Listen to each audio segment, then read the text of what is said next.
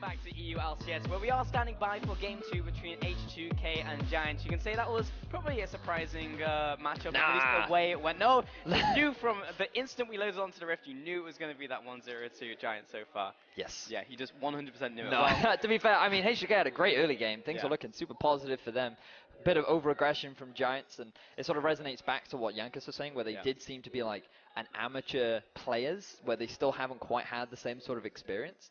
When we were sort of seeing that in the early game. However, my boy Knight, he was able to turn things around pretty handily come to that Baron fight. that's what we want to take a look at specifically with Knight and Ryu.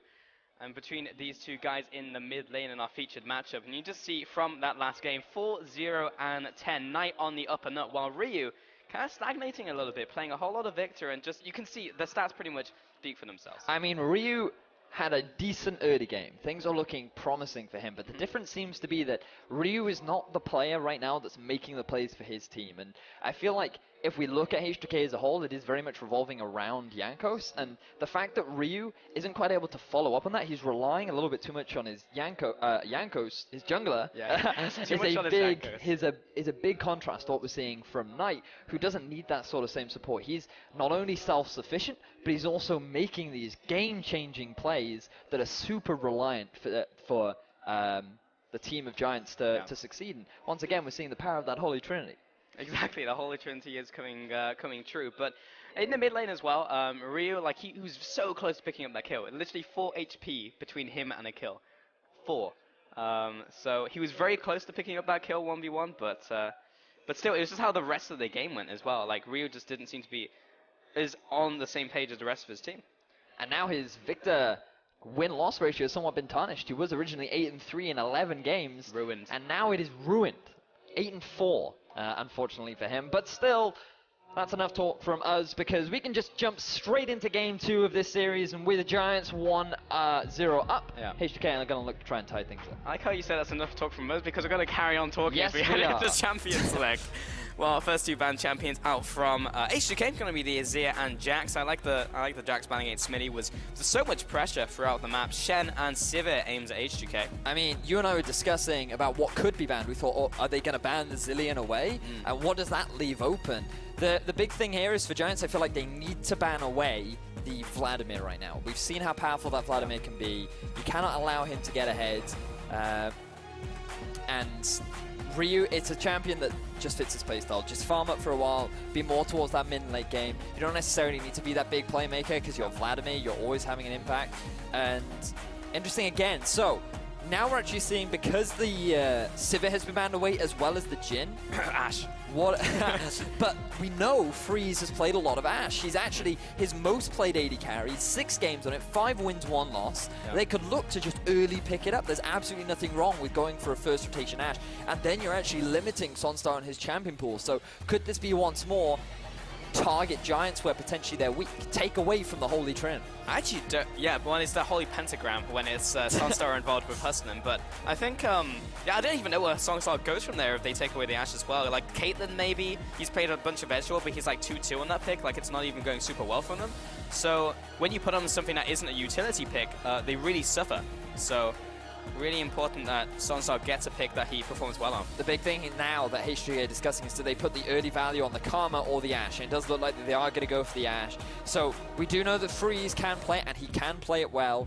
He can offer that utility for his team. The pick potential from Ashe is very powerful. We've seen a lot of success on Ashe today, and it now brings big questions in for Sunstar. What have you got left in your pocket? Because as we've already discussed, there is the possibility of an Ezreal. I feel like Ezreal will be the pick that he goes for, but you're just going to lose so much if you're Giants, because in terms of the pressure that you can apply, you are severely lacking. He doesn't have that utility. He's going to be expected to now play this more carry role. And so it makes me wonder. Giants right now, though, they have to prioritize. Nidalee is up. Comfort pick for Naxor, he has to go for it, and the same for the Karma. Huston had a great performance on it before. He did get called out from time to time, but it would be ridiculous not to pick that one up this early on. You want to take especially away from the Ashe too. I would really like a Nidalee pickup here from Maxor, because it means then they can go with the Ezreal and then basically form like a more pokey composition. So, I mean, we're going to see it. Like, we know we're going to see it. Interesting. Wow, first rotation Braum as well. So I guess they were worried about the fact that because they have the squishy jungler in the form of Nidley, they still need an extra front lines coming from somewhere else. So they're going to pick up the Braum. He's going to act as that disengage. He can actually tank up a lot of damage. If the Ash arrow comes in, he can just dive in front of the target and then act as the immediate stop tool to say, nope, you're not going to actually get onto this target. But in terms of the laning phase, it's going to be really rough for Giants because they're going to have to either avoid the 2v2 as much as they can, and we know how well H2K can play in these lane swaps. H2K now, where do those priorities lie? Vladimir's taken off the table, so what do they want? Ryu, his Victor, his beloved Victor, is still got to be Elise or Rek'Sai right now for Jankos.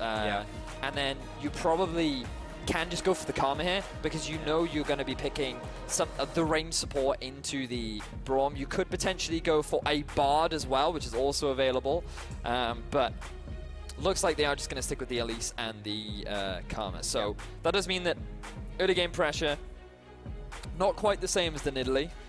You're not going to be able to push her around as much as a Nidalee will push you around, but you can still set up for those easy first bloods, easy early game ganks, which we know Jankos is well known for. And then the Karma just synergizes so well. Not only is it very good into the Braum during the laning phase, but you provide good disengage, engage, you provide effective peel for the Ashe. The one thing that H2K right now are lacking is a solid front line. They have the Ashe to start off a fight, but if you start off a fight with a bunch of squishy targets and then you get mitigated by the Braum, you then slowly start to run out of options. Fun fact, all three of the champions currently picked up by H2K are those players' most picked champions so far in the split: Karma, Elise, and Ashe. So if we are to follow the trend, then there will be a Victor coming out. Unfortunately, Knight may deny that, and a Nara in the top lane. So, I'm going to be swapping away. Is the dream real, boys? It does. I would like to see the Olaf come out here. Max Law performed really well on that pick. And it's going to be the Ezreal, so we pretty much caught that one. When he's taken away from those top 3 utility picks, he goes and falls back to the Ezreal. Yep. It's a little bit unfortunate because this is going to affect Giants' playstyle. You can now see how their composition is shifting away from what they typically like to play, which is very much about the hard utility down in the bottom lane with the damage then coming from the rest of the map. SmittyJ is still going to be on this side lane carry in the form of Olaf. You're still setting up for a 1-4 where you're very much about disengage with the Nidalee, the Ezreal, the Braum, while you have the Olaf go to town in the side lane, but they could also make a Zilean work here. Because Zilean will act as effective wave clear, he can provide further utility in the form of engaging and disengaging, but then it relies on the Olaf joining in for these 5v5 fights, and it avoids from their 4-1 sort of setup. But for H2K, I wouldn't be surprised if they go for the Victor as well as the Gnar here, because then they would literally have picked all of their most picked champions. Yep. It would be a comfort composition for H2K. Very much the case. I think it's actually going to happen. There's the lock-in, there's the Victor, and one more second for the Gnar, and it's locked in. The most picked composition for H2K. Like, never has the statement, this is an H2K composition, been more accurate. Yep. And, I mean, right now they have the stronger laners because Gnar does very well into the Olaf early on with the harass, but the thing about Olaf is he can punish the Gnar very well when he's in that mini form.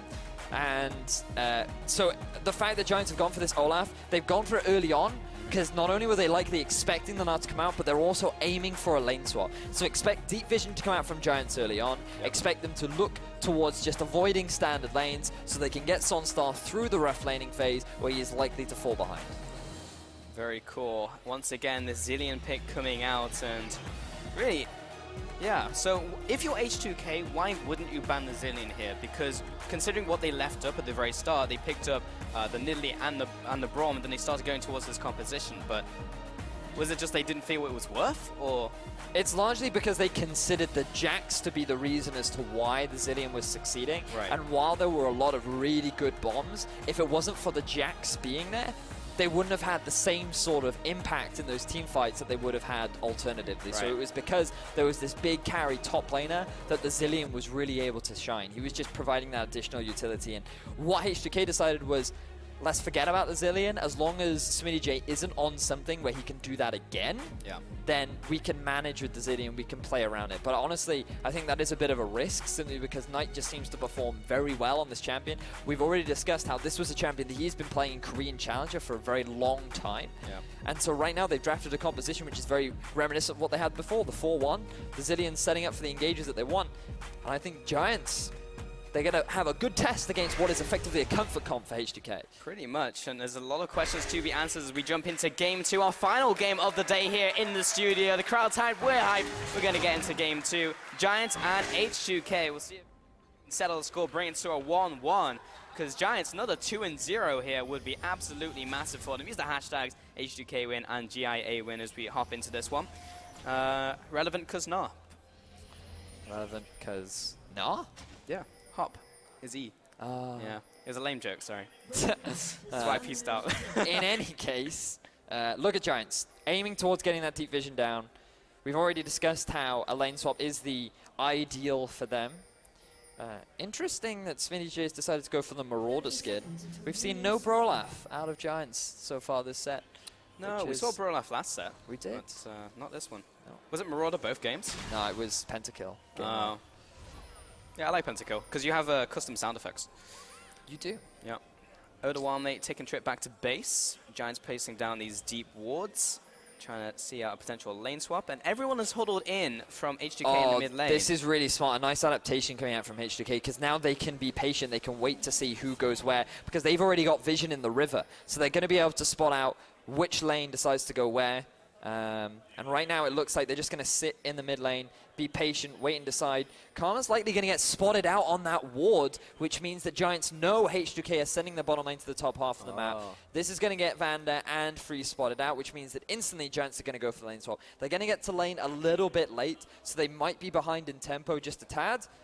But still, this is exactly what Giants want. Avoid the 2 versus 2, avoid the 1 versus 1, and just get Sonstar through the rough lane phase. Yeah, nice with that base gate ward coming out from Giants. Keystones, anything interesting here? Anything out of the ordinary? Looks pretty standard to me. Warlords on Ashe is interesting. Obviously, she gains a lot of value out of crit, so it does make sense. But we are seeing the shift back away from fervor on every single lady carry to now a bit of a variation. Apart from Sunstar. Huston also went for Strength of the Ages, which is one of the more different ones, but it's still pretty standard. Has a couple options. Vander chasing into the, hang on, Maxwell just gave up on I mean, he doesn't bother wasting tempo, because he should be happy with the fact that he got his red in the first place, because typically what would happen in a lane swap is you have your support move into the enemy jungle and force them off that buff. So then what will usually happen is your jungler takes their half of the map, they then move into the enemy half of the map, then they still get their blue and reds. But because Maxwell started on red, he was like, I'm happy with this, I'm going to try and take the Raptors too, so I actually get all of my top half of the camp. I'm also going to get all of the enemy's camps. But unfortunately, Vander came in, and he was just like, all right, I'm just going to be happy with what I've got. I'm just going to back away because I got my own red. So he's going to get a 3 buff start off the back of this. So that's why he just said, all right, it's fine. It's cool. It's fine. I'm happy. Yeah, still pretty good for Max Law. Mid lane, Ryu, again putting the punishment down on tonight early game, which is exactly what we saw last game. Yep. Same matchup, same things, for those that may have missed it. Typically early game, this goes in favor of Ryu because he has stronger trading potential. Knight is not going to be able to spam those double bombs as often as he would like. And in terms of a 1v1 trade, it's actually quite easy to play around those bombs. But, ooh, early flash from Maxwell after being spotted out by Yankos. He was actually, the flash from Yankos! This is still 2 versus 1. He'll get exhausted and CC'd. He'll come up for the repel, jump towards the crooks, but he's not getting out alive. Maxwell's gonna finish him off. You can't dodge auto attacks. First blood to Maxlaw. Yankos, are you okay? What was that? Yankos, you know that Giants' strong side of the map is the bottom half. So the only thing I can assume is because he must have seen Sonstar go back, he would assume that the support would go back with him. Because Maxlaw was so low, hang on a second. Odawan's being chased down. Oh, he missed the Q. Actually, that still wouldn't have been enough damage, but chasing him out of lane, forced the flash, but Sonstar also flashed. So 1 for 1 in terms of those. Gank looking to be set in the mid lane by Maxlaw. Knight just TP'd back in. Ryu is quite far back in lane, so Maxwell's going to give up. Okay. But that Yankos play was just awful for Yankos. He wasn't expecting Hustlin to be there. It got turned around on him. He knew he had no flash, and Maxwell was able to turn that one around and get himself first blood on a Nidalee, which is exactly how you want to start these games off. Really great start for Giants. They are going to be a little bit ahead in the tempo on this turret, but overall it should still be relatively even. Both top laners trading TPs, but the fact that Odoamne gets forced off a lot of experience, also loses his flash as well. Just this early game is going so well for Giants right now. Yeah. Well, good for EULCS at all. See if the ripple effect of that will mean anything as we get into this game. But of course, giving a Nidalee something in the early game is not really good. I mean, we saw Nidalee be defeated earlier when Spirit had it, even though he did fantastically in the early game. Yeah, to be fair, that was not the Nidalee's fault. Yeah. Yes, he was struggling to have a massive impact in the fights, but there was still a way for Fnatic to win that game, and then it was largely just a single member getting caught out multiple times. So, towers being traded evenly for the time being. H2K, the strong side of the map is the bottom half, so they're looking to try and pick up this Infernal Drake, but because of the presence of Maxlor, is going to scare them away, which is, again, fantastic for Giants because that was just a really good read coming out from Maxlor, identifying that the Infernal Drake would be the next objective for H2K, and denying that means that Giants are going to maintain control over the map, and you definitely don't want to give an early Infernal Drake away. No, not at all. I still think one of the big question marks for me in this game for Giants is Sunstar going back to Ezreal. Because before like the golden era started for Giants where they'd just been winning everything, Sunstar was on like traditional carries and kind of things like Ezreal before he moved to utility. And the utility picks are really what have been shining for Sunstar on helping out his team in like a meaningful way. But now that he's been forced onto Ezreal from those bans, out from both H2K and Giants, I just need to see how he performs. Whether he's improved as a player or it was those picks that he was more suited to be on. Yep. I mean, he still has some utility on the Ezreal. Which means that he can look to still be that backline AD carry that just largely puts a bit of poke down, just trying to slow down his enemies. So as you rightly said, we'll have to see how he performs moving forward. But now, smart play from Giants. They realize that the strong side of the map is now the top half of H2K. So without the support from the bottom lane, Maxwell feels that it is safer to go for this play. They have good deep vision in H2K's bottom half of the jungle. And then with the support of Hustlin, they're going to be able to pick up this Infernal Drake. So again, good start coming out for Giants. The only thing that they need to be mindful of is this two-man push that's coming to the top lane. Oh no, the Dragon's reset. Okay, it's not too bad. It's not going to be a full reset, luckily. Good rotation from Knight. He realizes that Ryu is going to come down, and Giants are going to secure that for themselves. So first Infernal Drake. Going to quickly have a peek at what the next one is. It will be Ocean. So Giants picking that one up very early is actually very good for them, because now, even if they fall behind, if something goes horribly wrong, and they can't contest the next Drake, it's not too bad. Pretty early as well, so we could see a lot of dragons in this game. And synchronized recalls, maybe the next sport to be set up in the Olympics, which is this year. Like, I actually completely forgot the Olympics this year, 2016. Yeah, happens like that every 4 years. In Rio, right? Rio. Yeah, Rio. in Rio. Rio's going to be hosting the Olympics, showing how close he can almost kill people in the mid lane, and then not. But oh man. Yeah, I don't think the advertising has been very good for the Olympics this year, I've got to be honest. Either way, Sunstar taking away this crab in the bot side means no dragon there now, so it'll just be gold going over them more than anything else. And Ryu picking this one up as well. So, going to be interesting happening on the map. Just take a gander. Pretty even farm in most lanes. Pretty much. Smitty J has not been necessarily shut down just yet. But, I mean, early game, this is exactly what Giants wanted. We discussed how H2K's goal was to try and shut Sunstar down.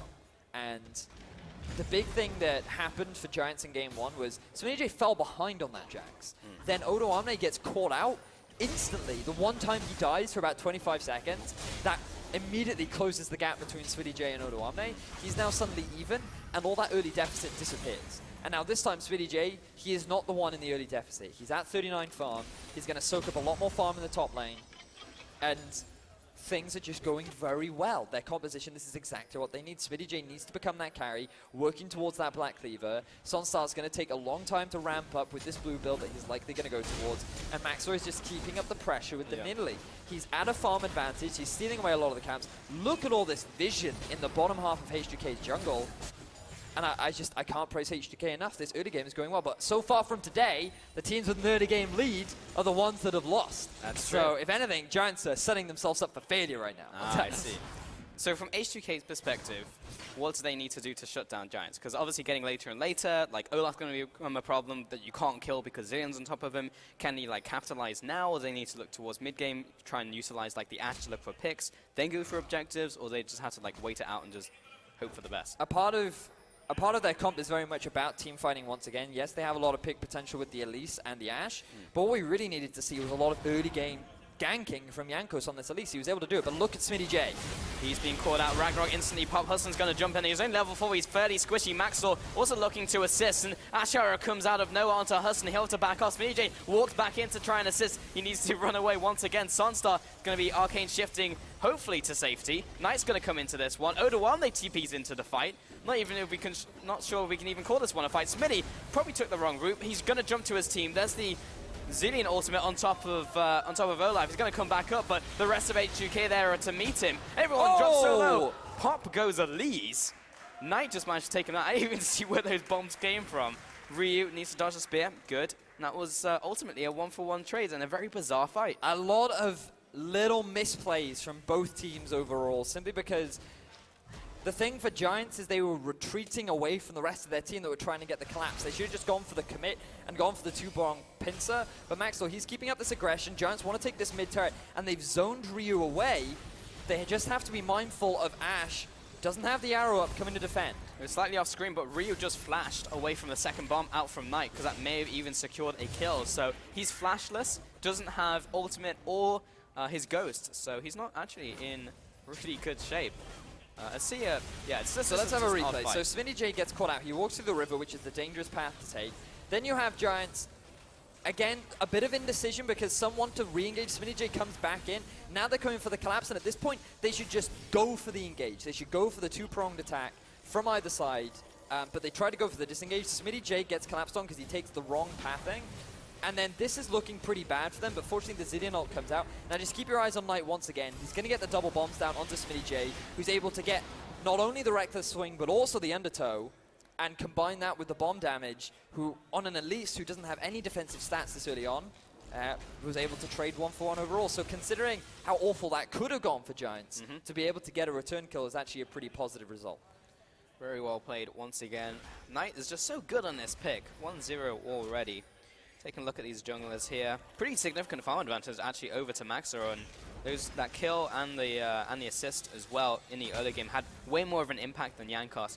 Top lane, look at that farm differential. 30 farm over to Smitty J already. And this was largely due to actually lane allocation that came out from both Giants and H2K, because Giants noticed that there was a big minion wave pushing in the bottom half of the map towards Smitty, and then there was a big minion wave pushing towards H2K's side of the map in the top half.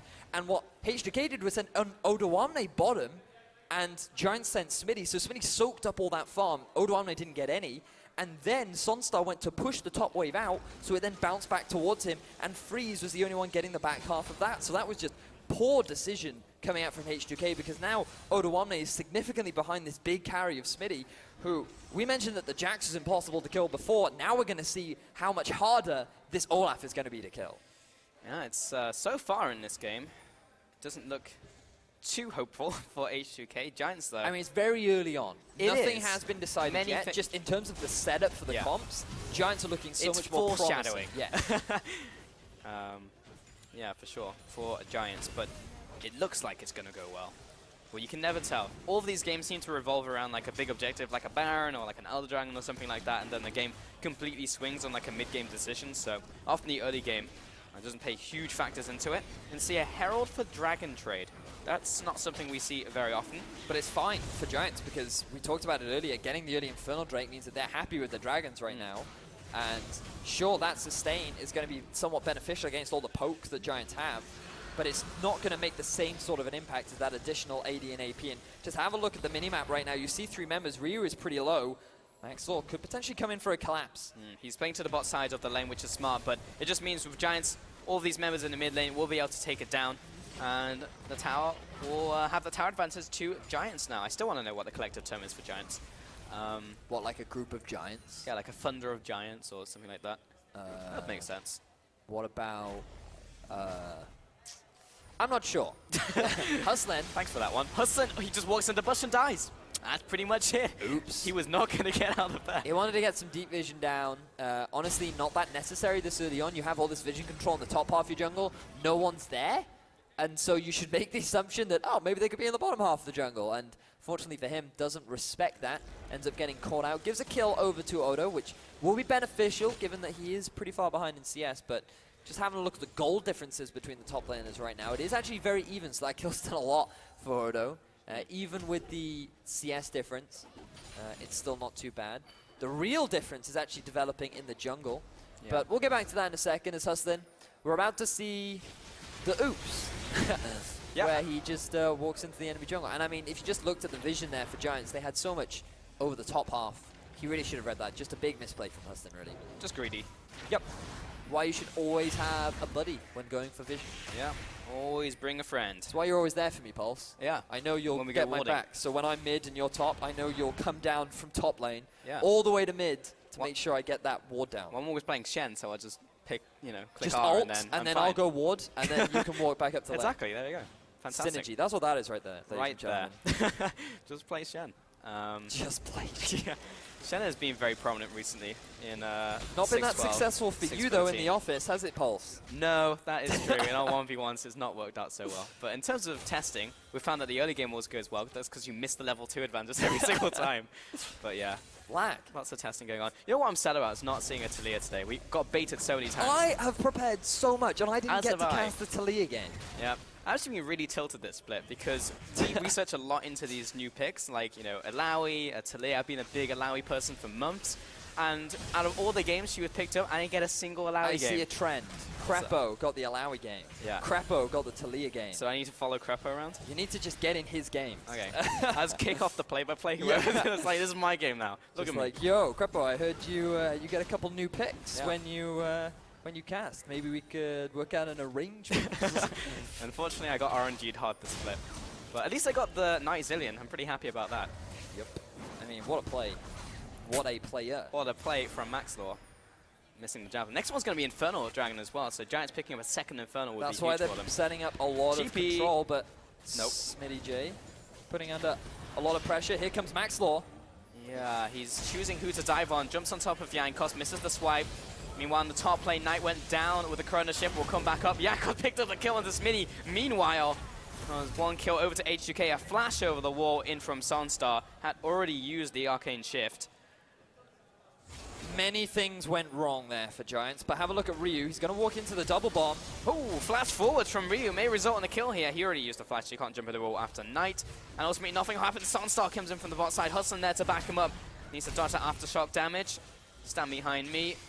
And they will walk off back to their tower. Buddies. So Smitty was overextended in the bottom. He takes a lot of damage. The Ragnarok and the Ghost get forced out very early on. Then Maxlor decides to go for the re-engage when both of these abilities are unavailable, which is just a big misplay. They completely disregard the fact that Odo is there charging up his Narbar, and they end up getting punished for it, and deservedly so, because it was a massive misplay from the side of Giants. And these are the sort of things that make me think that this isn't completely won over for Giants, because yes, they've had a great early game, but sometimes their decision-making does seem to be lacking. When they group together as a team, the way in which they execute these team fights is fantastic, and often it comes down to these big hero plays.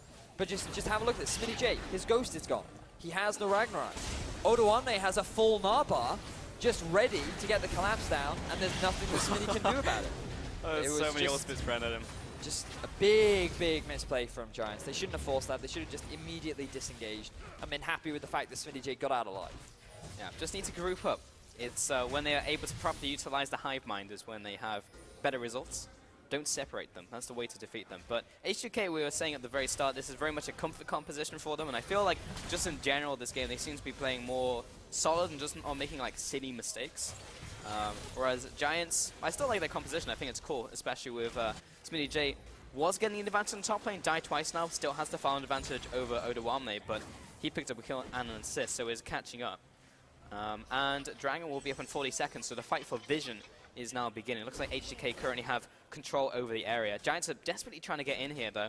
Like, getting a second Infernal will be really big for Giants heading into mid and late game. I feel like this will be a big point of contention, but my eyes are on Ryu right now simply because he's upgraded his Hex Core to Mark 3, which means that all of his abilities are now upgraded, as well as that he's got himself the Needlessly Large Rod, so working towards that Rylai's. And if he completes it before the actual dragon spawns, then Giants need to be very aware of the amount of damage that they have available to them. So just keeping my eyes on how he decides to itemize. He has just pushed out that bottom wave.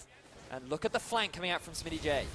As the ultimate popped, it didn't land onto anyone, and Smitty J will just walk in here. Freeze has to flash back to his tower. The TP in from Odawame. He's nearly hitting ultimate form, looking for the ultimate, but he's knocked against the wall first. And then we'll have to back away. Maxor saved by Knight temporarily. There's the ultimate in from Ryu, chasing down Maxor. Second charge will land, but is now out of range. No one will fall.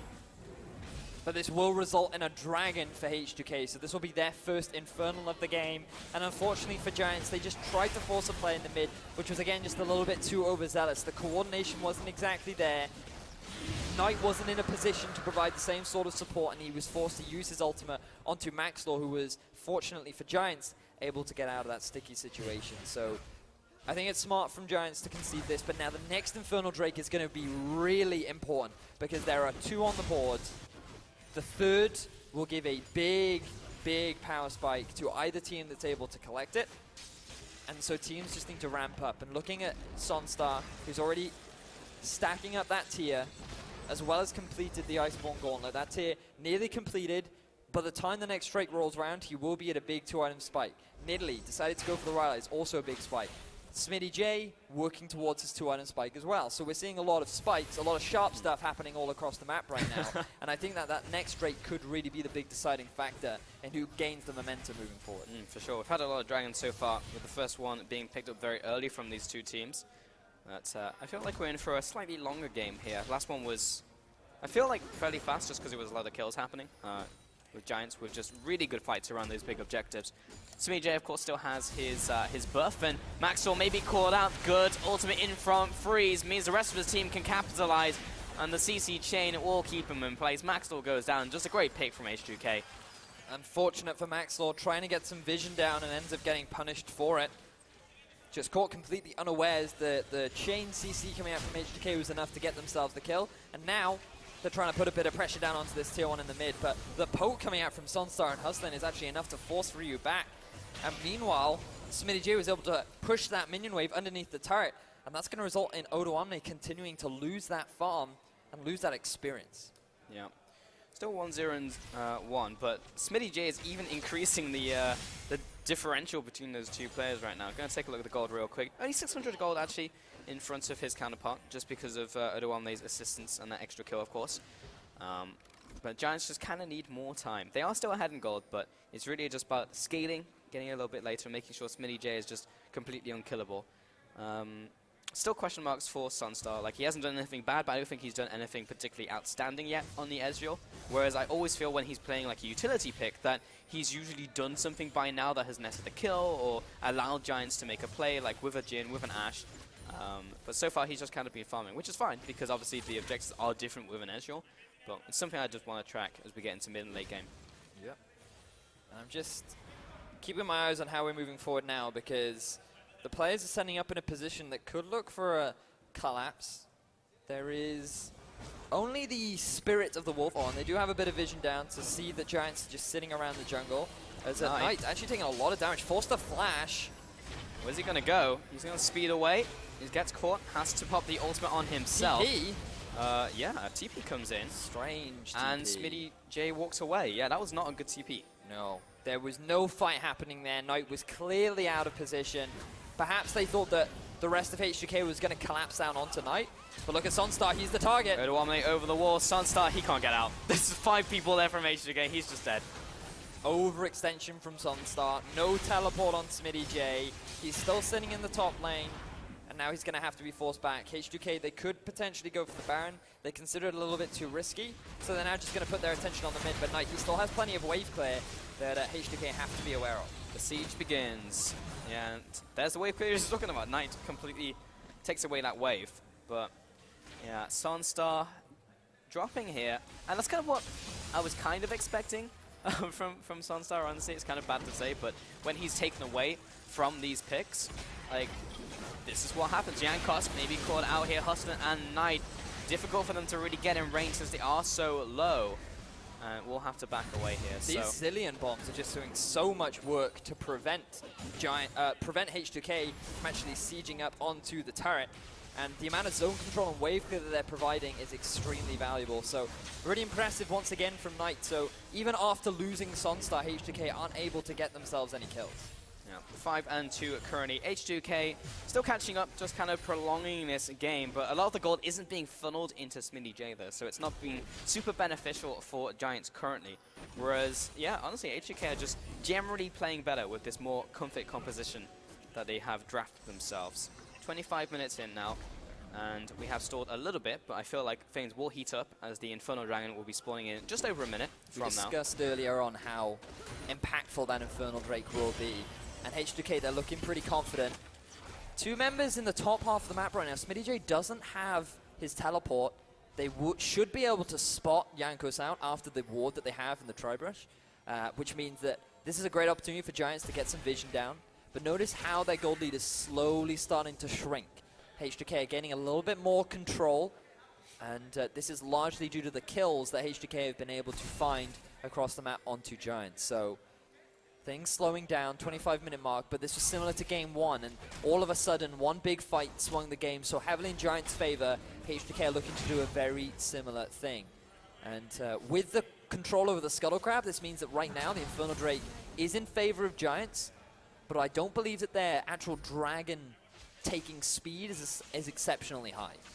I mean, they have Zillion mid lane with Sunstar and someone almost getting caught out there. That's something that Giants have to be really cognizant of with Freeze and Yankos. If they land either the Ash Arrow or the Cocoon, they could pick off one of the squishies. So Giants need to be very careful in these choke points where they line themselves up for these abilities.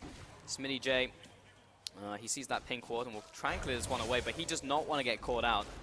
And this will be started off by Giants. I mean, as you just mentioned, the Dragon taking speed is not the fastest in the world. It's going to allow plenty of time for H2K to try and get in range. Look at the zoning control out from Nightbird. IsCon pass over those bombs. True Shot Barrage as well, secured by Maxlor. Massive ultimate in from Ryu onto 5 members. Knight will get the Corona Shift down onto Hudson, keep him alive. And they just sacrifice him to the H2K gods. SmittyJ with the Ragnarok trying to run away from this one is just damage control out from Giants. They got the Dragon and they didn't want to lose any more. SmittyJ separated from the pack. He may also be sacrificed for the greater good. He also goes down 2-0 for H2K, traded for the Infernal Dragon. This is not the same Giants that we saw in game 1. There was so much more confidence. SmittyJ felt like he actually had damage on the Jackson. Now it feels like on the Olaf, all he's very good at is running away. The difference in terms of their team fighting power seems absolutely huge, and that's why Giants are just so hesitant to actually commit to anything, because they're not using Knight and SmittyJ in the same way in which they used the Jackson Zillion combo in game 1. They're getting pushed around, and they're likely going to concede this tier 2 in the mid. Oh, really nice poking in from Sunstar and Maxlor, just off to the side, throwing in Mystic Shots and Javelins, and that would be enough to at least stop them from taking that inner turret. But still, what was more valuable, those 2 kills in there from H2K and the slight pressure advantage with Vision, or Giants picking up the Infernal Dragon? Well, I feel like the Infernal Drake is just important for Giants because you take it away from H2K. And in terms of scaling, it's going to benefit Sunstar significantly. But just look at this. They could commit to the fight. Odoame, he doesn't have anywhere near his Rage Bar. Ryu is playing very aggressively on the front line. And instead of turning around and going for the fight, they just run away, they disengage. They feel like that they're not strong enough to commit to anything right now. And I think this is the big difference between Sunstar being on a utility AD carry and him being on something that has a little bit more reliance on dealing the damage. And to be honest, Sunstar being a little bit too afraid to get involved in these fights.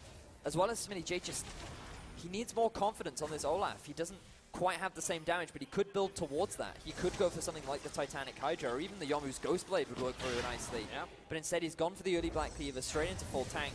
And to be honest, he's not going to be that much of a threat against a Karma Ashe who can just kite for days in the back end. You run away while Giants, whoa, making a real bold play here onto this Baron. It's dropping fairly quickly, but H2K, I mean, it wasn't the most subtle thing in the world, and they'll immediately react to it. They'll back off with plenty of time, so that H2K will not get in there and kill them. They forced the TP out of Odo though, which is pretty good. They've just lost positioning on the mid lane, which means that H2K are likely going to pick up this free objective. It depends on whether or not SmittyJ, he is going for the TP flank. 2-shot barrage over the Wame, he's near Mega Form. H2K take up the mid turret and look to back off. SmittyJ is trying to corral them into the rest of his team. Ryu receives a Javelin, Maxor still chasing after. And now H2K do not have the positioning on their own tower. So this has been really weird. We've kind of gone for the Swippy swap.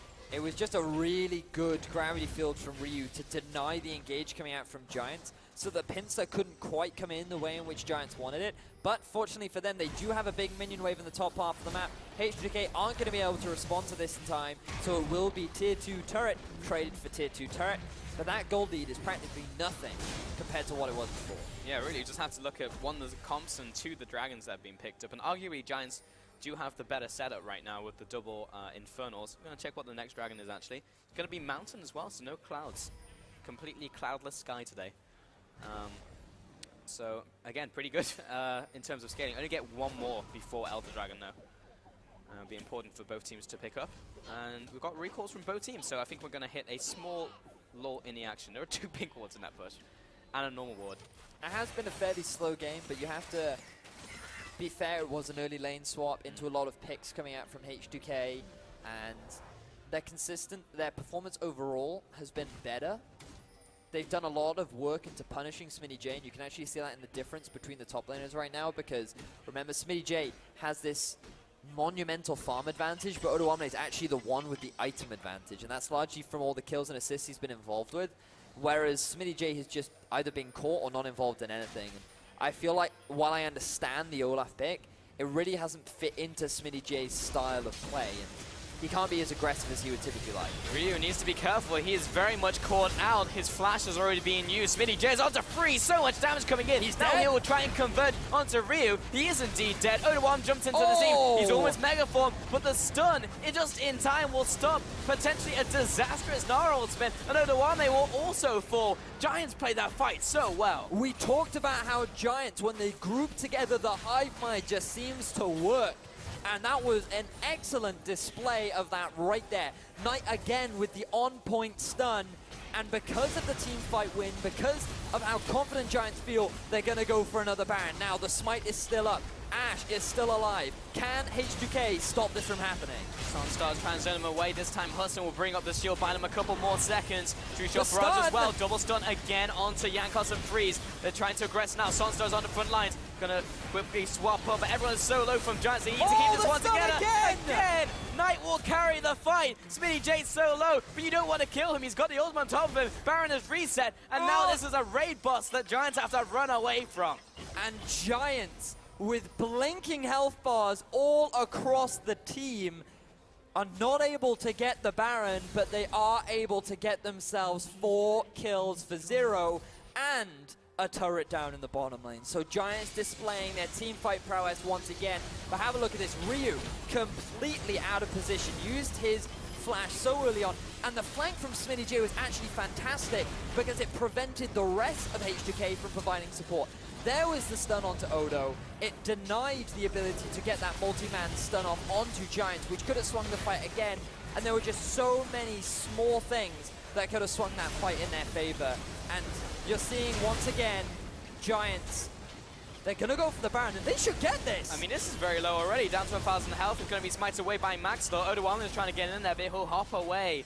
Turn into Meganar, not able to get the engage off. Maxwell wants to jump over the wall, but right into the bowl. A great lead from Odoamne, but unfortunately, there's no team behind him, and he is unfortunately Meganar. So, Giants take the Baron and disengage perfectly. Unbelievable. It'd be great to see the setup as to how Giants were actually able to get that one, because I was not expecting them to go to base and then instantly turn back for the Baron. We do remember that Jankos and Freeze didn't end up dropping, so the death timers could have been the reason as to why Giants felt like they could just rush it down. But they have changed the momentum of this game so heavily again around the Baron, and it was just thanks to what was some very impressive team fighting, some great execution overall. And I mean, Giants, this was 7-2 in favor of H2K. Could Giants be the team that finally break the mold of the day, where we've had every team that had the initial lead lose, to finally Giants not only winning and upsetting the strange curse that we've had today, but getting themselves a 2-0 against H2K. It would be absolutely ridiculous. And Giants now with this Baron pushing down the mid lane.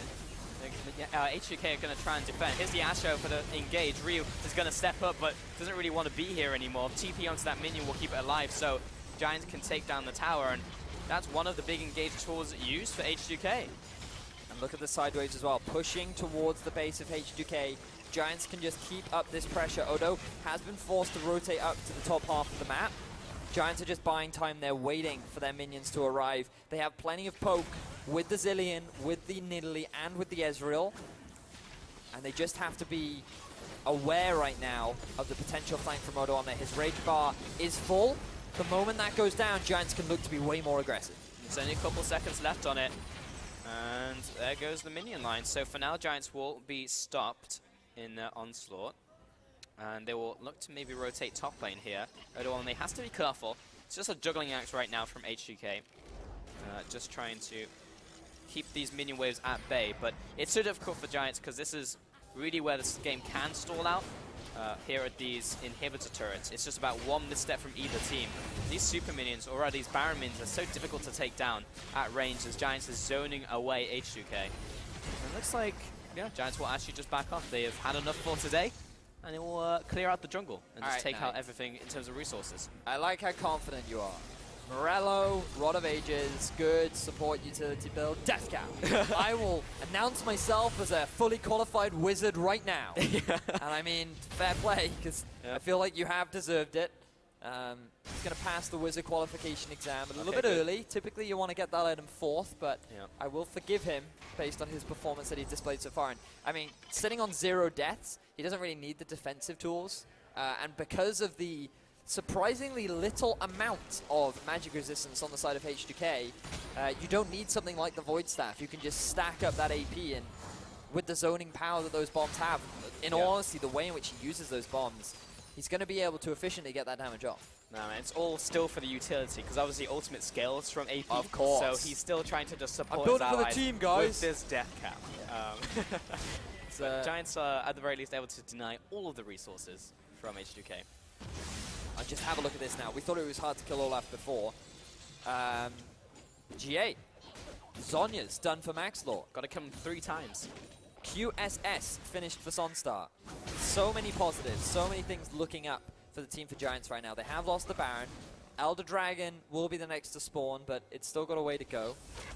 And Maxlore and the team are just trying to figure out the best way to break into the base, because that is the difficult point. When you've got this Victor, it becomes very, very hard with the amount of wave clear that he has. When you pad that up with an Ashe too, who with the Hurricane can quickly clear through these waves, Giants have a big task on their hand. They need to force H2K out of their base, make them fight around an objective, and to be honest, because of the low value of Elder Drake in terms of actually taking turrets, H2K might just concede that objective, say okay, because we know we can stall out even if you have it. And you could go for a potential dive, but you go for that dive, we're going to turn it around on you.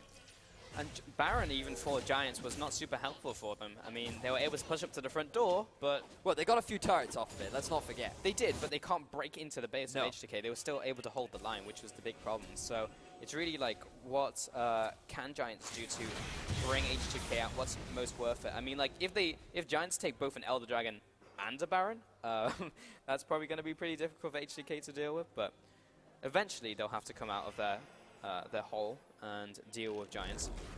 But Giants are rapidly approaching almost full item build in a couple of their members. Sunstar has actually had not too much of a bad game to loop back onto what we were talking about earlier, but I do feel like Knight has been putting the entire team on his back, both games. Because Smitty J was not having a fantastic performance. Maxlore had a decent early game, but he was gifted a first blood from Jankos. We have to wonder what... We had a discussion as to why they didn't ban the Zilean, and they said, well, it's the Jax that's the problem. The Jax is the one that's going to town. Yeah. I mean, we can manage the Zilean as long as CJ doesn't get something where he can just run onto our backline and has all that utility from the Zilean. Yeah. However, I think we're seeing now, with the double bombs constantly landing, with the amazing utility that his ultimate provides, and the surprising amount of damage that he's doing, perhaps the Zilean was the problem. Yeah, we found the root cause in terms of common factors between games. But yeah, I've been loving watching Knight's Zilean. Really fun to watch. Like, really creative uses of his abilities as well. Like, I don't really feel like we've seen many Zileans like cut off an entire river just using bombs in those 2 places to buy a couple seconds. And I like the fact that he's using the bomb delivery system, like double bombing the Jax to then run into the back line and then just get all that damage off. It's just, people don't expect it. There's no way you can play around that because you just have to run away. Yeah. So it's really nice to see. Part of me feels like Banshee though would actually be a really good pickup into Zilean because it almost mitigates or removes the risk of the double stun, but Jankos taking a huge chunk of damage from Sonstar, who's playing a little bit more aggressively on the front line. setting up for the Elder Drake, which is going to be spawning right now. Right on time. And can H2K contest? Do they want to contest, really? And Freeze is heading up the mid lane, and it's taking a while to take down this dragon. Looks like H2K are trying to get in range, but again, this is the same position where Knight can try and zone him away with these bombs. Huston's going to come up with the shield. Unfortunately, H2K took too long to try and gain ground around that area, so Giants will take away this Elder Dragon. They have already 2 stacks on that, so in terms of the burn, it's not going to be too bad, but now they can turn their attention to Baron, which is conveniently just spawned. And but look at the top wave. H2K going to have to deal with this. Big minion wave in the top for H2K. Giants are just going to forget it for now. They're going to commit to the Baron. They will take it very quickly with this Elder Drake. They will. Rio's coming in here. There's the arrow. It goes right between the goalposts. Didn't land onto Sunstar, who's still zoning away. He's trying to play on the outskirts of the fight. Again, another zoning Glacial Fissure. Yanko's trying to get in there. Odawame ultimate throws Giants backwards. Smitty J has the ultimate on top of him. Freezes down. This is swinging quickly in the way of Giants. Vanda will also fall on Giants, getting ahead in this game now. Odawame will turn tail and go back into the team, actually try and get a kill down. We'll take away the Guardian Angel at the very least. Sunstar still really, actually good fight from him, staying on the outskirts, not being really touched. 2-0. Giants will turn their attention back onto Baron. This could be risky. And look at the bottom lane, though, because right now, H2K, they have to make a decision. Do we try and defend our base, or do we try and stop the Baron? And it's kind of a lose-lose situation as Giants, they're just committing for this objective. True shot. Huston still trying to block up these shots. And the Baron will be going down here. Ryu throwing in the laser. And Giants, they're so low, but they're still able to zone away H2K. Odawame, he can be a bit more aggressive. That's going to be Smitty J securing the Baron. Double bomb will secure 1 kill. Ryu will also drop. Odawame goes down once, and he'll be going down again.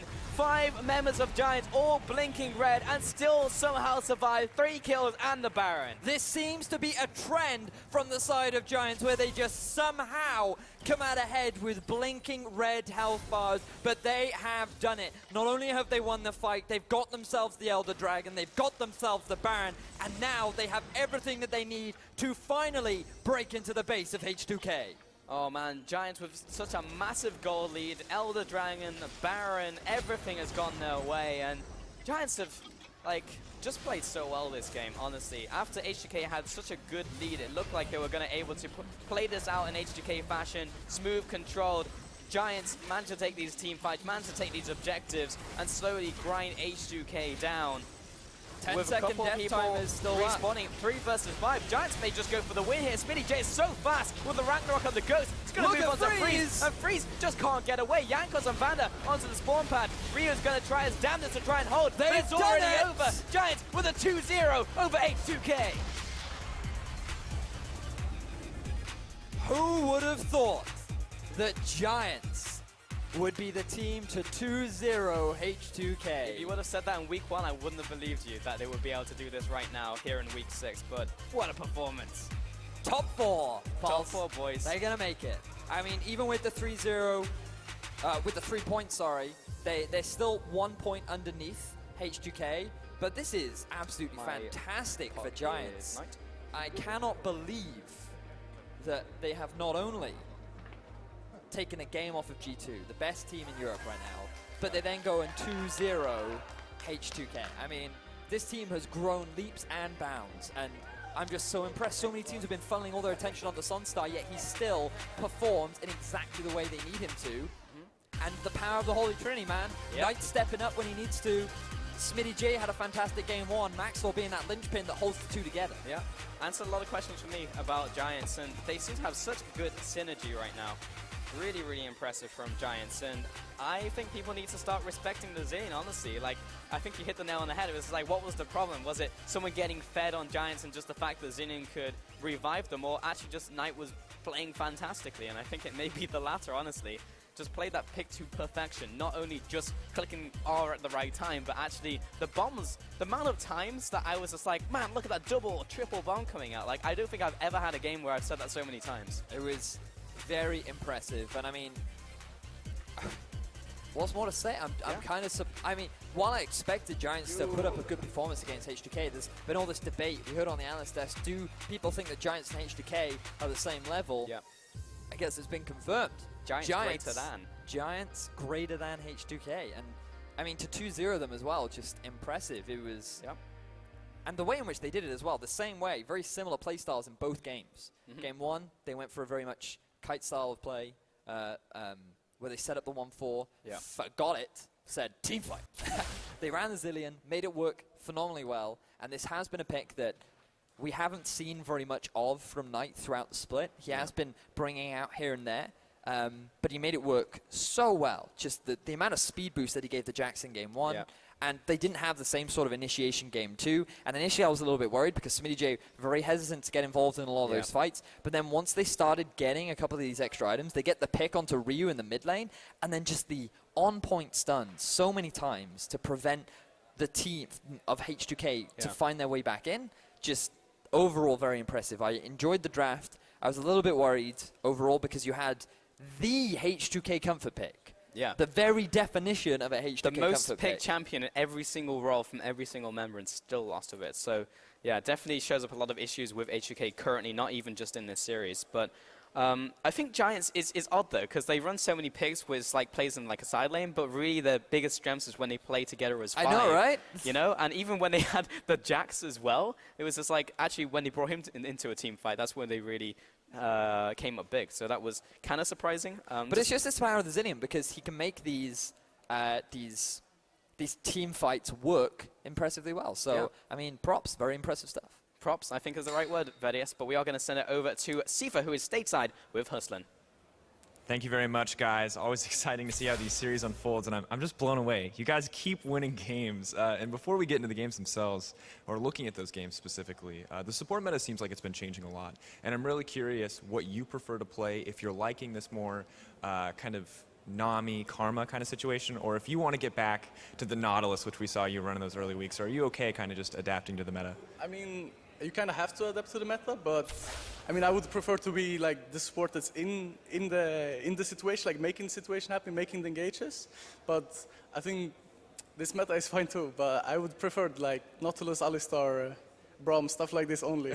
You should go in and just fight. Hey man, I like that. I like that. The aggressive kind of engaged support's coming out. I mean, looking at the other half of your bot lane, Sonstar, a guy that seemed like he was struggling a bit in the early season, but you guys, as a team, seem to have improved so much. What's it like playing with him? Playing with Sonstar? Yeah. I think he's really smart, and I know he got like a lot of hate at start, but he's really, really good, and I think it's showing now. And we were just, I don't know, like at start of the split, we had some unlucky games, and I actually think we played good, but we fucked up. We misplayed, and we lost some games which we should have won. And I think Sonstar is really good, and he teaches me a lot of stuff on the bot lane. I mean, it's good to hear. And as a team as a whole, you guys have been, I mean, winning games nonstop, tearing through the league. 1-1s here, 2-0s there against teams like H2K now. How has your team improved so rapidly? Like, what's been the key to your success since the start of the split looking forward? I mean, I think we have improved playing on the stage, but I always felt that we were gonna be good. But and then on stage we kind of choked sometimes, but I always knew that we was this good, but we haven't showed it yet. And now it's starting to actually show in the LCS games. Now that you've shown it, now that you're taking all these games, now that you're crushing all these teams, there's been so many people that have doubted Giants on the way. How does it feel to like prove all of these people wrong and just start taking people out? It feels good to prove them wrong, but I always knew that this was what we was gonna do, and we were gonna be playoffs team for sure. I always thought, and it feels good to prove them wrong, but I always knew it was gonna happen. So. Hey man, that's great to hear. Thanks so much for talking to me. Congrats again on your 2-0 for H2K. We're going to hand things back over to Pulse and Vedius to announce the player of the game from that crazy set. Cool. Thank you very much, Sifa. And it was really interesting to hear that they were always confident. However, I know what you're going to say. I was always a believer of Giants. You were the 2%. From the very start of the weeks, I said, Giants are the team you need to watch out for because they have a lot of potential, and now we're realizing that potential. And how many teams have we said, oh, they have a lot of potential, but they don't end up turning it into anything? Yep. Well, Giants have gone and done it. Exactly, and that was a bold statement considering they were at the bottom of the league for like a while, and then yeah, the rise of Giants, man. I was apparently told that the collective term for Giants is a percussion of giants, which I was very surprised about.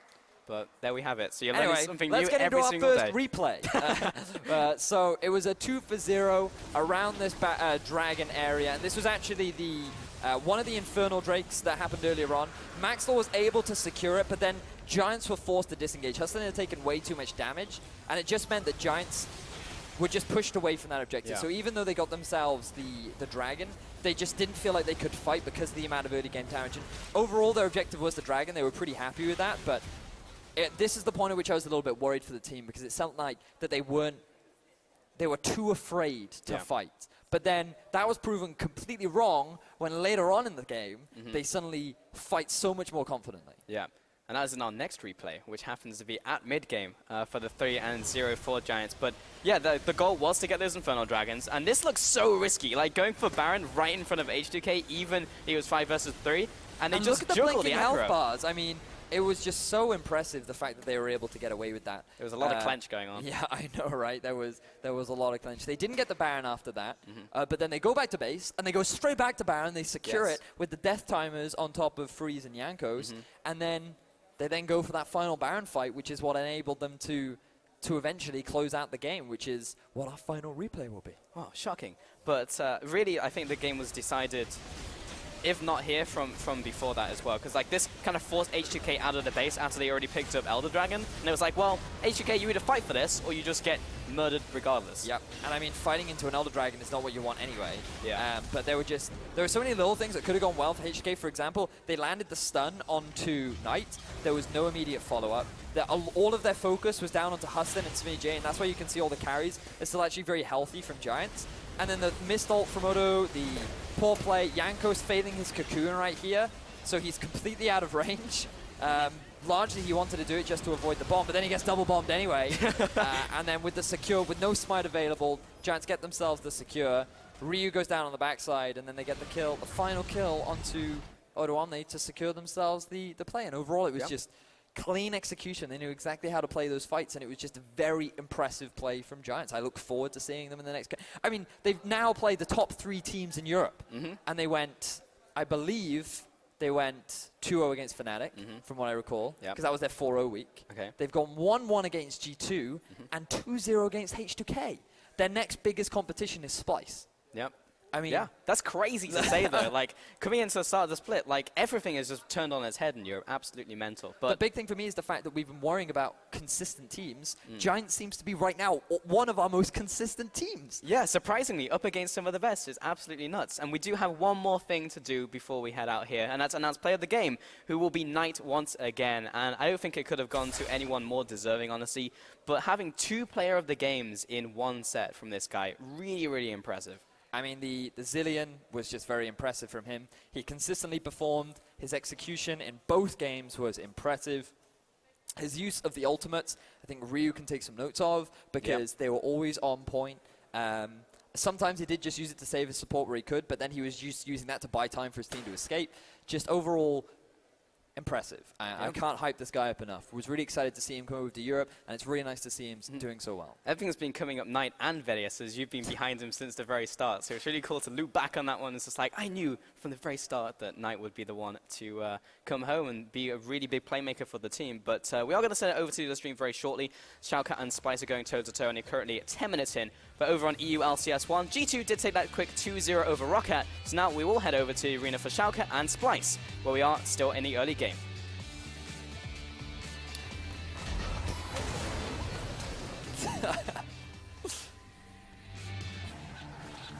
For him, early flash, didn't want to get caught out by the pushback from that seismic shove. Wonder would have had it available. But look at the CS disparity. We were talking about this matchup and how yesterday we saw it perhaps go one way because of a Janna kill that really shouldn't have gone over to Wonder. Wonder is crushing this match right now. Oh yeah, and he's not just showing it on the tower damage, but in what he's been able to do to Steve, and the CS numbers are a big part of it. Just getting word, by the way, we're getting joined by everyone from Stream 2, so been fairly quiet affair so far. Senkux gets his blue there. He was denied his first because Gilius decided to take a bit of a trip and got himself a reward for it. But it's been very, very close, with the exception of Wonder really giving Steve a hell of a birthday hassle. for now, and you can see Steve is going to give him a present in the form of a proto belt. Yesterday we saw Wonder go towards the Morellonomicon as a first item. Interestingly enough, Froggen on some of his public accounts has been spamming Talia overnight, trying to do as many builds as he possibly can. Yeah, he's a fan of the jetpack. I've seen like Leandri's proto belt, Ralai's, like all different starts from him. So interesting to see that proto belt, like on Rumble, is a viable option for Talia in the top lane as well. Close some of that distance. But here comes Schalke, closing distance on mid lane tower. Yeah, they've got a lot of damage here. Trashy's coming for damage control, but will it be enough? The Weaver's Wall is activated. Separates everybody, and Fox is going to have to cruise over it. No one's going to get bopped by the combo. I like it. Wonder chooses not to ride the wall. All it is just a defensive wall. Cuts them off. You shall not pass at that point. And no tower for Schalke. It's hard to get through that and start taking down the objectives. They need a Horn of Joramun for it. Or at least a few seconds till it falls. Oh, that's funny. I honestly thought, I thought I was plumb out, to be honest, but no. Considering our location, I thought we were going a different way and going like a little bit more historical with walls. But for now, maybe we'll leave that one for another game for later. But nevertheless, Wonder with a nice wall, didn't ride it. It was the right decision, didn't actually want the fight here. And honestly, we hadn't really considered that as a possibility. A lot of the time we see the Talia use that wall. It's to come in behind people and actually start to gank off. Very rarely to disengage, so nice little play there. Yeah. And as a result, they keep their tower alive for now. Trashy looks to contest on this red buff. Gilius will get the smite off, and Curtain Call's coming in. Rallas and Spraddle, it's going to be canceled there. Yeah, what happened there was the initial hit from Mickey allowed the W follow-up from Jhin, and it kind of baited them into thinking Ralles was on his own in that lane, so wanted to put the damage down. As soon as Spraddle came out and showed he could block the shots, there wasn't too much more from that. Got to be careful of that arrow as a follow-up there. Mr. Ralles did not take that. Wonder physical.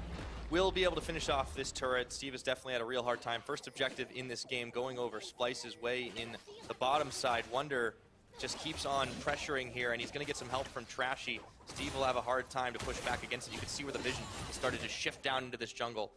And Schalke are stacking pretty heavily on the top side. And look at this, every time they try and make a play on the bottom side, Schalke are making good plays towards mid lane. This time, Wonder can't stop them from doing it. The damage was already done to the tower, so they take the lead that they've had from Fox in the middle lane, and are now going to push Senkux even further back. The danger for Schalke right now is that they allow the rest of Splice and Senkux to sit back and actually not do anything for a little while, and they don't punish it for them. So if Splice are given time, this Kassadin will get extra time to get into the game, already had his run completed. So Schalke need to keep this kind of constant momentum, constant pressure up. Well, they're certainly on track to do it right now. 1,000 gold is the lead. It may not be super significant, but they are slow and steady, just pushing their edge here. Wonder will back away, able to spend some of that hard-earned gold for himself, as he's still 30 CS over Steve in this game. Fox heading back towards the mid lane. The Sun Disc goes down. Sad to say, no more fun. No more fun, for now at least, as Splice will be given a little bit of time. But so this is where Splice kind of want to be. Is Senkux goes to the top lane, their duo sits in mid lane, Rek'Sai bounces in between, and Wonder can utilize this laning advantage that he has to kind of always push back Steve. And for Schalke, the way that they're going to have to win this game is by grouping as a team. They need to group as a unit, because this Gnar is never going to be able to contend against Talia, because Talia has just been so strong in this game so far that there's really no stopping her. So grouping with a Gnar flank is really their only option here, and if they can somehow get onto Jhin and Karma, that's the kind of fight they need. Well, you said it in the pick and ban phase that this is a team that has a real high amount of engaged potential. Let's see if Splice gives him an opening here. Gilius gets caught on his health. Oh, he's going to throw the big barrel. Flashing, follows. He does get tagged by one more shot from Mickey X, and that's going to be the kill. It was the order of the Lotus Karma, but the order was Spiritfire at that point. Takes him out with a Q over the wall as Mickey X up to 2 kills. The only 2 kills in this game have gone over to the Karma, so allowing Mickey X to be a little bit more mobile on the map with those MOBA boots, plus the Sight Stone. Well, they are MOBA boots, but every boot in this game is a MOBA boot. Yeah, Moby boots, sorry. It's okay, I couldn't help myself there. It's been a weird day, Pirates. Yeah. It's been a long, LCS is on, it's at a different time. 4 p.m. Trying to reconcile that in my head. So not used to this still. Mickey X and Kabi, they're going to make work of this turret, along with Senkux Trashy coming to join the party. And this is a real quick reaction from Splice here to try and extend their lead up. Really no chance of a contest, and you can see Rallas and Spraddle are going to back away. Another tower over to Splice. Another tower, and that is the kind of plays that Splice need. Now the outer towers on the side lanes are down. Gilius is going to have a lot more trouble, and you can see already when he tries to come out into the river, just the vision control from Splice is enough to know where he is, pick him off, and put Schalke in a tough spot. They are still down in this matchup, Schalke, and without a good team fight where they group, it will remain this way. Well, I think just based on the team's head-to-head and how Splice have kind of developed, they definitely seem to be a team that is a little more clean at executing, a little bit more consistent than Schalke. It's always going to be an uphill climb, especially after what happened yesterday. A really, really rough break for them in game number 1 versus H2K, but you can't afford to fall apart like they did. You have to think Schalke, they're going to be coming into this game thinking we've got to be able to execute quicker and cleaner and see if they can do it. They still got plenty of time, as 16 and a half minutes is all we've got on the clock. Yeah, plenty of time left in this game for both teams to get this working, but again, Schalke are now grouping on one of the teleport users, and they're going to be able to push Senkux away from this tower, unless there's a full commit from Splice. 2v3, but they're spooked. Schalke's going to back off, and Wonder meanwhile, Steve... Wait, Wonder used his ult. We need to see that one again. Hang on, so Wonder used his ult to get towards red buff? We are going to need to see that again, because that is not a kill that should have happened. Wonder is like way ahead in this lane matchup. Yeah, I wonder what that was. Use his proto belt, didn't use his flash? Was he low to red? Maybe he was watching top lane too. I mean, possibly, but he just ulted into the enemy jungle on the bottom side. That is so weird. I'm trying to CSI this scene, we'll get that in a moment, but the hold was top lane from Schalke. From Splice against Schalke. Schalke didn't get punished too hard from it. I really want to see it. All right, here we're going to roll this one out. So, Wonder catches Steve, so the damage comes out. This is why Wonder then goes through on his ultimate. And we don't get to find out. We're not getting the end of that. On the next time. It's a cliffhanger. That was a good one. That was a good one. I hope we get that full replay. Well, we at least get some more action as Steve and Meganar is going to get caught out by Trashy. Mickey X is here for the follow-up as well. And Kabi is collapsing. Flash away, and there's the wave. Will they ride it? It's going to be enough for Steve to get away with the help of Spraddle. It's kind of been a bit of a stalled moment for Splice here. They haven't got a whole lot more when it comes to their kills, any kind of objectives. Schalke with the 1 kill from that bottom side mistake, but Splice are going to look to turn it around. Bit of an Ocean Drake for themselves here, so decent Drake to start. Nice little prize will give them regeneration, which allows them in the side lanes, obviously, when they attack away from combat to have that extra regen. I'm taking a look on your screen as you are so gracious to show me, Pyra. I'm going to report back on the finding. All right, well, while Professor Stress is added. Okay. Oh, we get to play out. Okay, here we go. Once again, starts out. Steve gets chunked pretty low, but look at that Narbar. It's getting close up there. So Wonder now rides the wall in. Yeah, it's the Narbar that does it. But okay, Wonder missed the damage. Did not respect the Narbar. And I mean, that's one of the real tough parts about running a mage in the top lane that does not build tank is you are unable to take on like a Meganar when you get smashed into a wall and the damage follow-up comes out. 1v1 me on my birthday. Steve knows better, or Steve rather, has much better to say about that. Yeah, he got a shiny Hex Drinker for his birthday. It kept him in good shape. All the other kids He's gonna bring the hammer jealous. down too. He's got a Frozen Mallet. It's gonna be tower now for Schalke. They get number 2 for themselves. So starting to close that gold gap a little bit more. And Steve, he's playing with some more Moxie after that 1v1. I think he's happy with what just happened. It's kind of apt how this game has started. As, I was going to comment that the last time I saw somebody with this control of the Earth and that domination over territory was Kuvira, but I guess this kind of has ended that way as well. It's been a while since Avatar. Are you saying Steve is Korra? Well, I was saying the actual downfall there ends up fairly similar, that Kuvira overextends and no spoilers. Well, speaking of elements, Cloud Drake will be the next, but that's a while before anyone's really going to be too interested in it. There's Schalke Nulfear right now. Pyro. Last split. Fine, Stress. You think you can Have make it your way. puns? I'll one-up you. Have it your way. Oh, don't worry. I'll go back to the drawing board. Okie doke. The drawing board. I do actually have a drawing board.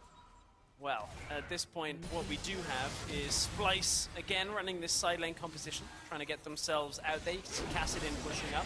A little bit more fear, perhaps, for Wonder, where you look at exactly how he's playing. Sometimes you have to wonder where he's going. Yeah, and I do that every game. All right.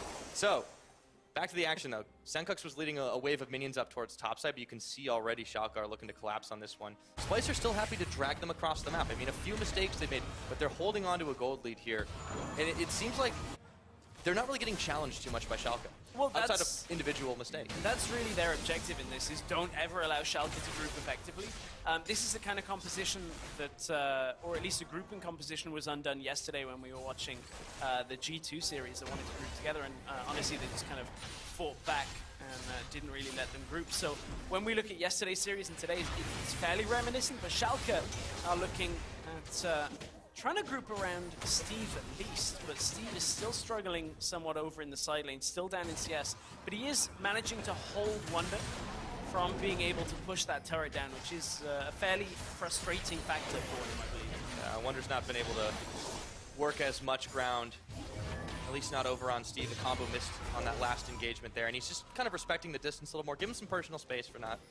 And it's been enough to really stop him from pushing too far. You see, Will, where Splice is attempting to kind of ingress in to the enemy territory. They've got a lot of Rek'Sai tunnels around the edge of the jungle. They've still got some deep wards here, really on both sides, but Schalke kind of stalled them for pushing any further. And what we haven't seen coming from Schalke too much yet is the engage coming from Mr. Rales. Like, he hasn't been firing off Ash arrows when somebody was out of position.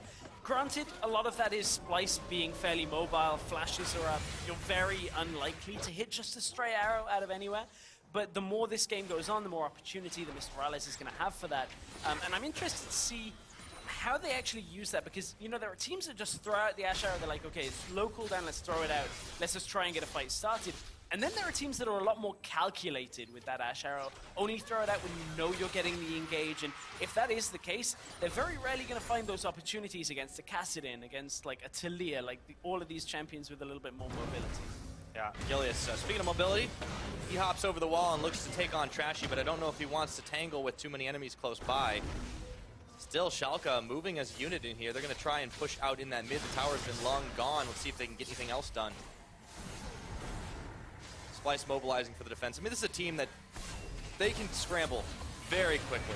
We talked about the multiple globals, the teleport. Oh. There's that arrow, but it's going to go right by the left ear of mikyx. But Gilius, he's going to go in and try to separate him from the pack. In comes the wave. Kabi's going to have to ride it, and Fox needs an auto, but he goes so deep, divides. He does get the kill, but Trashy manages to finish him off in the end, and Wonder on the backside, flashing away from Steve, sending out a volley. In comes Senkux, and this game has blown wide open as they turn towards Throttle, taking him down, and Wonder starting to get on a roll here. Mickey at his back, Senkux at his front, and Steve's down. That's an ace at 23. Splice couldn't, or Schalke couldn't quite get the fight finished before the rest of Splice actually regrouped on the teleports and the ults behind them. So Splice now even looking for the Baron for themselves. Trashy is back healthy and is looking to close in. They have a fair amount of damage here and can just juggle it up whilst Schalke are still respawning. So Baron going over to Splice 24 minutes in. Gilius nowhere near in time. Should not be able to get anything here to steal. It's a slower Baron. It's only 24 minutes, but still, Gilius coming up after the end of it all. Shouldn't be able to get there in time, as you said. Spotted on the ward. It's smited down. Wonder even gets the last hit on it. And with the empowered recalls, they're able to get out with exactly what they wanted. Yeah, that was everything that Splice wanted. Look at how long Kabi actually survives for here. So Gilius gets a great start to this fight. Ult comes out, catches Kabi. Mickey managed to get himself away. But look, Fox goes all the way in. At that point, doesn't quite connect until the end of the ultimate, and it's enough time that Fox gets taken down. Wonder is in the fight already. Senkux is here. You can see Trashy was still alive at the end of this, so was able to get himself back out for that Baron. And it doesn't matter that Steve is fairly tanky in Meganar form here, because he's got 2 carries and a support running around him. There's no way he can deal with all 3. And that's the end of the fight. Results in the Baron for Splice. Yep, they will pull one over on them this time. Let's see what they can get done with the push. It looks like we're settling in for a good old 1-3-1. Senkux is going to be hard to contest with, but Wonder as well. Thunderlord's procced on. He's got more than one element in his back pocket, but he's going to be in some serious trouble here as he gets knocked within a tower range, and Steve will take him down with the help of his trusty boomerang. Wonder a little over aggressive. Oh man, I love that sign. How many E's can you count? I didn't have it on screen long enough. My vision is also really bad, so I can't see it while we're in here. But I'm sure it was enough. That's the correct answer. Maybe not. Was it 40 cheap? That's normally the answer to everything. Life, the universe, and everything. But The answer for Splyce is another tower. They get one on the mid-outer. Schalke cannot contest here. And the 1-3-1's actually been stopped for just a moment. They may actually opt for this Cloud Drake. It's very easy for them to take right now just to clear it out and try to get a new one.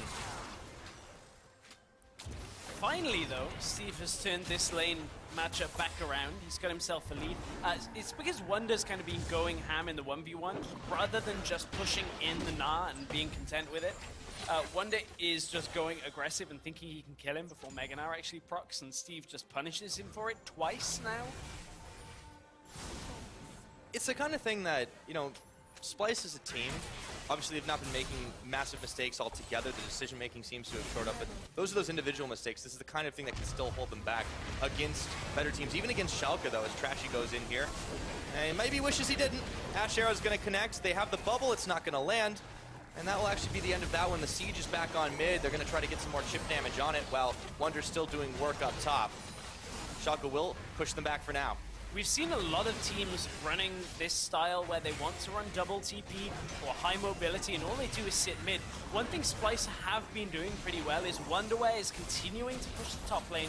You can see Senkux bouncing between bottom and mid.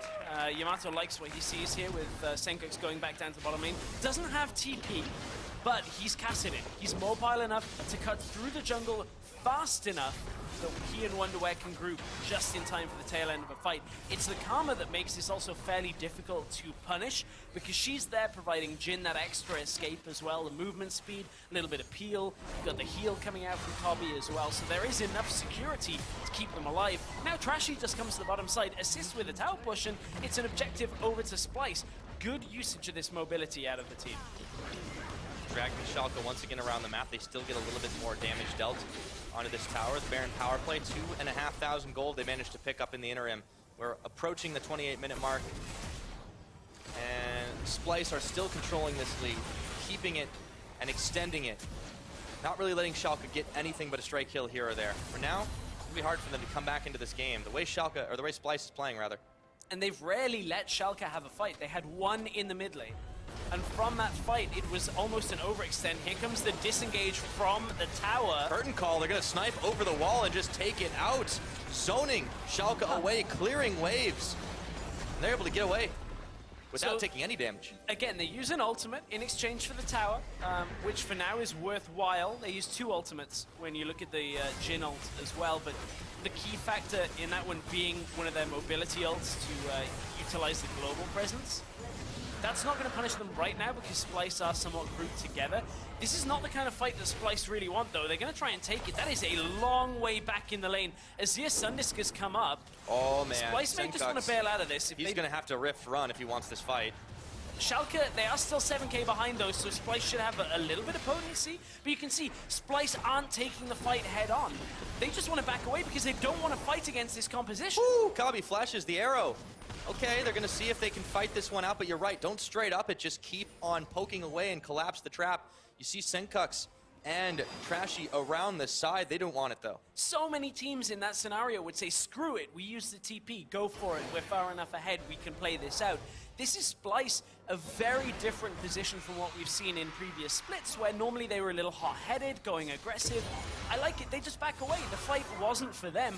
Schalke were never going to get much more on the objective counter from that kind of play, so Splyce get themselves to the dragon, they back themselves away, and they live to fight another day. There's no real way that Schalke can get back in the game properly from that. Yeah, I mean, they saved the tower, crucially, as well, for the cost of that teleport.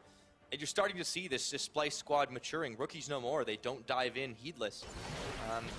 How much of that is the experience? How much of that is Yamato talking and making gifts of himself? Having gifts made of him. I don't think the gifts really helping on a strategic level. No, probably not TPing a top lane. Oh, okay, Fox wants to chase this one out. TP spent by Steve, but Wonder is here. Would be a 2v, well, 3. And add the rest of Splyce to the party. They find Steve jumping on him, trying to get more damage, and he flashes away to save his own life. A little low on health now is him and Fox. Splice trying to look for an opening to push another tower here. They might get it. That was a really weird TP out from Steve. He could have stayed in the bottom lane, pushed down bot tower to get Schalke a little bit of gold generation, and then look to TP top, because Steve wasn't in Meganar. He didn't have the ability to engage. Remember, TP's on a longer cooldown. Ash Arrow has hit Senkux, but there's the wall. Gilius is trapped. Oh, he can't get onto the other side right now. Not enough damage being dealt to him, not a lot of a minion wave, but there is a big barrel popping the rest of Splice to one side, and it's going to be Gilius eliminated as he gets seismically shoved to his own demise.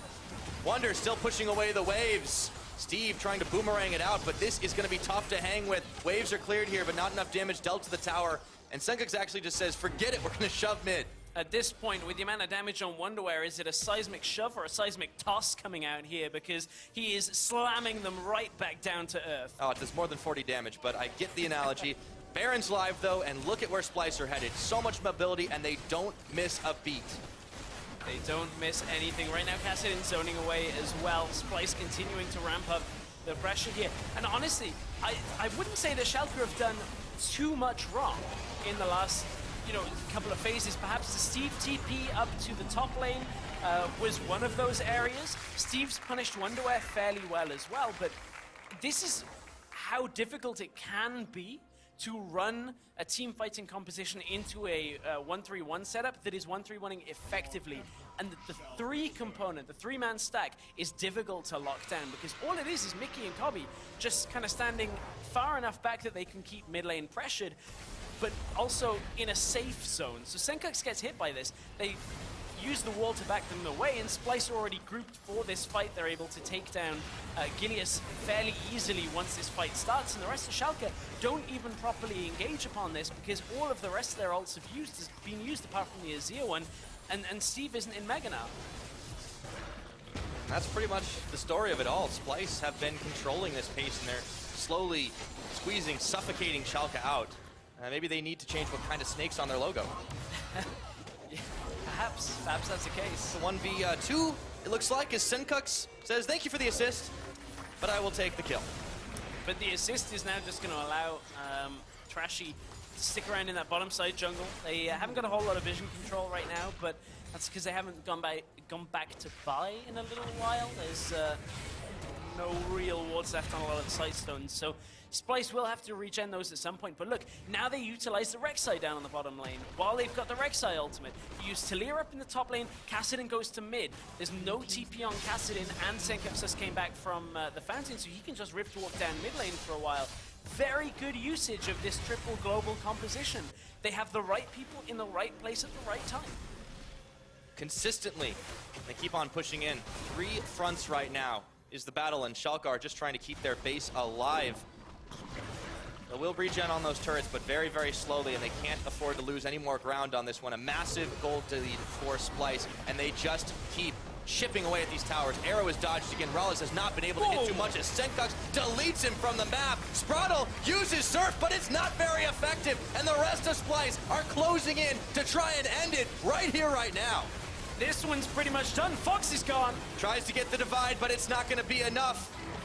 Can't divide if you've only got 0 left to work with. Another inhibitor falls. The mid will as well. And Splice, there's nowhere to go but Nexus. They're pushing for the end here. Steve is trying desperately to save the day. Even a big Gnar will not be enough to stop Splice from pushing in to end it all.